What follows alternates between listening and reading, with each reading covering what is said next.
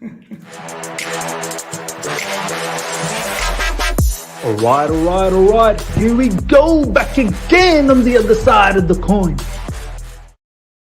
All right, welcome back to the other side of the coin, ladies and gentlemen. Peace, give me peace. Ladies and gentlemen, it's the Chelsea News Blitz segment once again. We're going to talk about quite a lot of news.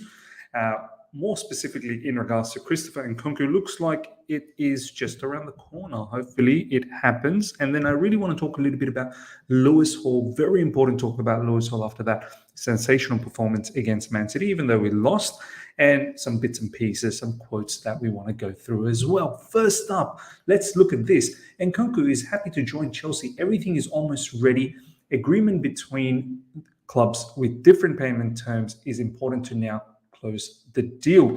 So we won't wait to trigger the release clause. I think the release clause is something around 60 to 70 million euros. So we won't do that. We want to go in before that. And this is why we've got the different payment structure, the terms and whatever. This is what Leipzig is excited about, the fact that we are paying overs. And this is why they're interested to let him go. And Nkunku is keen to join Chelsea as well. And this is something that Fabrizio Romano has been talking about a lot over the last few weeks, months, whatever the case is, since this particular rumor has come into fruition. Look, we need this guy. We badly need this guy. We lack in attacking identity. We lack some sort of attacking philosophy. This is the kind of player that we need. Abundance of technical ability, very good finishing capabilities, good 1v1, lots of pace, and it's not going to be enough just Nkunku. We need a lot more than Nkunku as well. But players like him adding into our attacking areas, honestly, it will enhance us. It will really, really enhance us, because right now we lack any sort of attacking, image. Like, when we play, I don't know where the goals are going to come from. Yes, against Man City in the Carabao Cup yesterday, we looked fairly decent up front when we did attack, but that attack is probably a secondary attack for Chelsea Football Club. That attack is probably not going to be seen against Newcastle, even though I wouldn't mind some of those players playing. I think some of those players deserve to start, in the likes of, let's say, Hakim Ziyech had a very good game. I know a lot of you guys will be like, "Nah, Miz, this is your bias kicking in." He actually had a very good game. He provided something different. He always tends to provide something different. He's not going to feature, I get it. Christian Pulisic is someone that we should consider. Even though he had that monumental miss, I still think he was bringing a lot to the team, as opposed to whoever the current mob are that are getting the starts ahead of him. Lewis Hall is another one. So, look, someone like Nkunku is going to help out massively. And as I said, we need to keep adding more. So watch this space. Hopefully this gets done very, very soon. Before the World Cup would be fantastic. Regardless, I hope this is in the bag. And come 2023-24 season, Nkunku is a Chelsea player.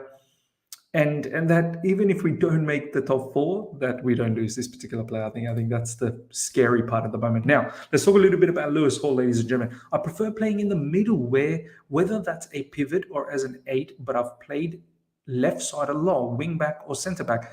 I like to have versatility, so when the manager picks the team, there's different positions you can be selected for. Interesting. A lot of you guys have actually said that he's a midfielder by trade. So he likes to play in the pivot. He could be a number 8. But I actually like the look of him in the wing-back spot. He's very attacking. He's got the pace. He's got the ball-playing ability. Technical ability is there as well. He can dribble past players. He can turn players as well. What we saw yesterday against a quality, I know it was a heavily rotated Man City team, but still a quality Man City team. And he got into some really good attacking positions. That's what I really like about players that play as a wing-back. Your intention should be getting into attacking positions to score goals, and he did. The only thing that was missing is obviously his finishing, which I'm sure he'll work on. He's a young player. I believe he's 18, 19, something like that. That will come around.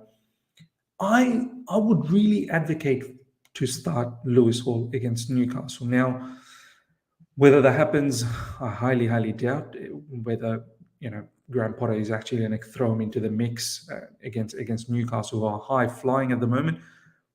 But our team right now, lacks any sort of attacking flair. This guy can give us that. Let's put him in one more game before the World Cup. Like, what's there to lose? I mean, there's a concept that's gone around, expected loss, XL. Like, a lot of people are expecting to lose this game against Newcastle. I'm not one of those person. Like, I'm actually thinking probably a draw. I'm not expecting to win. Like, this is how much the fan base have been shattered in terms of confidence. But if we lose against Newcastle, wow, that's going to be long. So might as well give Lewis Hall an opportunity. He had a brilliant game against Man City. He really did. And these sort of performances, they need to be, harnessed. They need to be nurtured. I feel like you can't just shove him back into the box again. You've got to keep using him. And I hope Graham Potter does. Now, in regards to Edson Alvarez, a little quote that has come out from him. I fought as hard as I could to move to Chelsea in summer. I didn't want to stretch things too much because I know the responsibility I have here. But in the end, everything changes. A better league, a better life for you and your family. From Chelsea HQ, we need midfielders in January. Whether this particular player happens in January, I don't know. I'm not completely convinced with Alvarez. Then again, I've only watched bits and pieces of him, only in the Champions League. And in the Champions League, Ajax got absolutely demolished. So I don't know whether that is a good barometer, but I'll leave it to you guys. You guys let me know. To all the staunch Edson Alvarez followers out there, is he going to be a good enough purchase for us in midfield? We need to build on it. It can't just be Edson Alvarez. We need more midfielders coming through. But I'm not really sure, man. When you've got players like Enzo Fernandez, floating around in world football, Jude Bellingham as well, where does Edson Alvarez fit into all of that? Is he one of the top 10 defensive midfielders? Is he even better than Caicedo of Brighton or any other sort of defensive midfielders in the Premier League, I suppose? From the couple of matches I've seen, especially the one against Liverpool earlier on, there were a few bits and pieces where he looked really good, but then he started to fatigue as the match went on, and then players were going past him as well. His awareness at times not entirely there. But look, a lot of you guys are gassed about Edson Alvarez. Let me know how you feel about Edson Alvarez coming to Chelsea Football Club. Now, this is a player that I would definitely pursue. Fabrizio Romano, Denzel Dumfries always has been one of the players appreciated by Chelsea. Dumfries was on the list in the summer alongside Kyle Walker-Peters, but he decided to stay at Inter. It's not going to be easy to get a deal done in January. Inter won more than 30 million euros. I say do it, man. More than 30 million euros. What is it? 35, 40 million euros? What's that? About 35 million pounds. Denzel Dumfries, in terms of size, in terms of physicality, in terms of that pace, probably comes as closest to Reece James. If we want to talk about someone who can genuinely be a backup to Reece James, a quality backup, and the drop-off of performance shouldn't drop down drastically, it will be Denzel Dumfries. I think he'll fit into the Premier League, the physicality of it, the pace of it. This is someone we should seriously consider, because that right side without Reece James is... We can't. I know Reece James is recovering really well. He should be back post the World Cup. But one more injury to that guy on that right side, and there goes our second half post the World Cup of this particular season. And I don't want to see that one bit, because when Reece James is not around, is hugely detrimental. So we need a backup that is able to give us solidity, even when Reece James is not around. Kyle Walker-Peters is a good shout as well. I'm not going to lie. It's a very, very good shout. So, but I would definitely prefer Dumfries over Kyle Walker-Peters. In regards to Levi Colwill, apparently he had a very good game against Arsenal yesterday. Obviously, we were watching the Chelsea game, the Chelsea fans. But if you've watched Levi Colwill against Arsenal yesterday, I need to catch some highlights. But a lot of people are saying he had a very good game and apparently played two at the back. Someone's saying he played as a DM, so I'm not really sure because I haven't watched the game. But the stats look good. Levi Colwill started for Brighton and helped them beat Arsenal last night. He was colossal stats by Chelsea Loan Army, 94 touches. That's a lot of touch, man. And I like the fact that he's playing for Brighton, because that's the kind of football, I expect in terms of possession-based football. Brighton plays some really lovely football, man. And I'll be very surprised if Graham Potter comes to Chelsea and it's not possession based, it's more counter attack. From the early indication, he doesn't look like that. It does look like he's going to be possession based. So someone like Levi Colwill getting that level of experience in Brighton, in terms of touching the ball a lot more and then being involved in the play a lot more. Fantastic to see. 94 touches is a lot. 84 pass accuracy is very good. 12 clearances, fantastic. 9 duels won, most. 3 tackles, most. 7 recoveries, excellent. 0 times dribble pass. That's fantastic. For a second, I thought that was an Ox dribble pass. I'm like, Oxlade-Chamberlain played for Arsenal. He used to ages ago, but that's 0 times dribble pass. So unbelievable performance. We are looking for perhaps some centre backs next season. Don't know what's going to happen with Thiago Silva. Don't know what's going to happen with Azpilicueta. Koulibaly, I'm staying patient, but there is some iffy moments here and there. I'm not going to lie, man. I cannot be, oblivious to this. There are some iffy moments of Koulibaly here and there. He is, getting older as well. I still think he's a quality defender, but someone probably needs a bit of break here and there.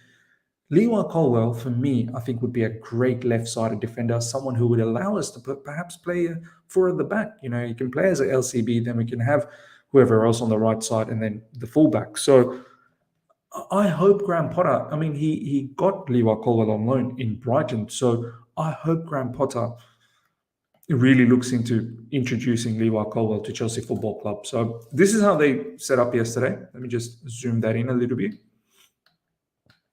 So this is the look for Brighton. Levi Colwill with Lewis Dunn, Tariq Lamptey on the left side. Interesting, maybe for him to cut in. Obviously, he's a right-sided player. Veltman. So Levi Colwill, excellent performance. Brighton beat Arsenal Football Club in the Carabao Cup. They move on. I would love to see Brighton succeed in the Carabao Cup. Honestly, if they can go as far as possible, maybe even win it, that'd be sensational. Pep Guardiola, I smell and see what Graham Potter has done at Brighton. I smell and see, it just reminds me of like The Rock. If you smell, I smell and see what Graham Potter has done at Brighton, and with the way they play, sooner or later it's going to happen here at Chelsea, and they will be a tough opponent. We didn't win against a nobody. We won against a top team. Thank you, Pep Guardiola, for those kind words at the end of the day. I think the second half was you guys pretty much took the game away from us yesterday. First half, we were definitely there. We should have scored. In regards to Graham Potter, as I've always maintained, he's not a bad manager. He really isn't a bad manager, and I can't be Graham Potter out, and I don't think you should be Graham Potter out. We can't be changing and chopping managers like this. These new owners, they won't do that. He has already shown a body of work in Brighton, what he can do with less ingredients, less resources. So imagine what he could do with more resources and the caliber of people that are around him in terms of head of recruitment, director of recruitment, technical directors, boarding directors that's going to come through, quite possibly Christopher Nkunku. You'd think Graham Potter will do better. We have to stay patient. But one of the most important factors, I will reiterate, as I said in my truth bomb not that long ago, he needs to be able to get certain players out, bring in his players, and build his image, build his identity with those players. Because right now, it kind of feels like the players that are there's a lot of them that still are impacted by the departure of Thomas Tuchel. So this is not going to be great for Graham Potter moving forward. Whether they can come around it, maybe the World Cup will be a good break for them to just forget about everything and not think about it. And to be honest, these players haven't been able to forget about it. They've not been able to sit down and bring closure once Thomas Tuchel was gone. Because Thomas Tuchel was gone like that one sunny morning, Thomas Tuchel was gone. So either Graham Potter gets these people on their side, which I don't think he can. There are certain players need to be moved on. They don't play often enough. And I think they're probably a bad vibe. In recent times, you saw the news from Simon Phillips himself that apparently there's a rift, there's a division in the team. Half of the team don't talk to each other. So Graham Potter, I hope he can bring in his players, very important, so that he has his identity, because I don't think he's a bad manager. But at the same time, we need results. We need results, and he needs to change that around. And there was a really good quote from Thomas Tuchel where he did a podcast in India, said that a process is only as good as it is if you keep winning. Do you know what I mean? So no point in a process if there's no victories. Like, you can have short-term issues here and there, but long-term, a process needs to be doing well. So people tend to lose faith in the process as soon as there's prolonged losses, and this is something Graham Potter simply cannot have. Now, in regards to Trevoh Chalobah, for some of his quotes, talking about Newcastle, it's going to be a massive game. They're in a good form at the moment, and it's away from home, so we need to make sure we rest and recover. It's a final for us. Really, we want to go into the World Cup break on a high and with 3 points. He further goes on to say, it's not going to happen overnight. We're going to get there. We've got to make progress. After the game today, we showed some glimpses of things we've been working on that we can take into the next game. I mean, look, as I said, ladies and gentlemen, we have to be patient. Trevoh Chalobah, I think this is what he's alluding to. There are things that these players are trying in the training sessions, and they feel that some things are working. Look, we can't expect Graham Potter to just come in and boom, change things around. We were a mess even under Thomas Tuchel. And this is not having a go at Thomas Tuchel. I think it's the players. We need to bring in different players, different personalities. And, Thomas Tuchel said, how can you expect different results when you have the same team? So similar with Graham Potter as well. How can we expect different results with the same players? Yeah, he can bring in his philosophy, his understandings, but he needs his players. He needs his players. And then, look, at the time being, they're trying something. Hopefully, it gets better and better. Newcastle, let's see what happens.